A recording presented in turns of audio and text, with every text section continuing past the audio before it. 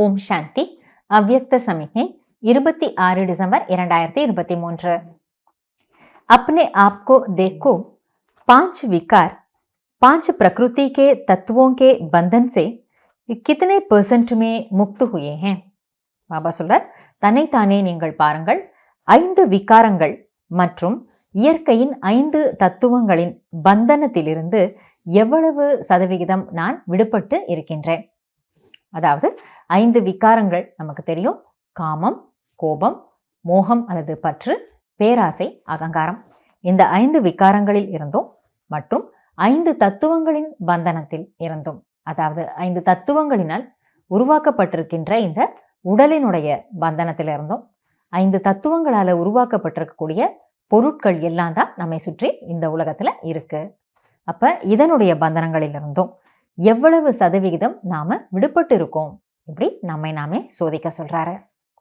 லிப்து ஆத்மா ஹே வா முக்து ஆத்மா ஹே, விடுபட்ட ஆத்மாவாக இருக்கின்றேனா அல்லது அதிலே சிக்கி இருக்கின்றேனா என்று சோதிச்சு பார்க்கணும்.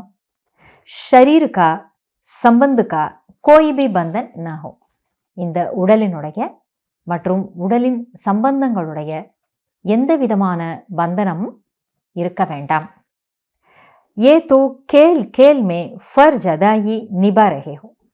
பாபா சொல்ற, ஒருவேளை சரீரத்தினுடைய பந்தனங்கள் இருந்தாலும் கூட அதை ஒரு விளையாட்டாக உங்கள் கடமையை நீங்கள் செய்கின்றீர்கள் என்று எடுத்துக்கொள்ளுங்கள்.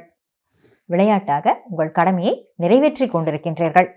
அதை விளையாடுவது போல சந்தோஷமாக செய்யுங்கள். அப்ப அது பந்தனம் என்று நமக்கு தெரியாது. ये फर्ज अदाई भी निमित्त मात्र निभानी है, लगाव से नहीं, तब कहेंगे बंधन मुक्त.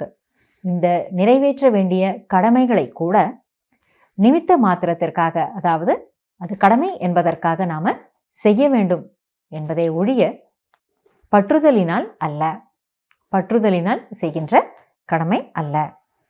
அப்பொழுதுதான் பந்தன் முக்த் என்று கூறுவார்கள். பந்தனத்திலிருந்து விடுபட்ட நிலை என்று சொல்வாங்க.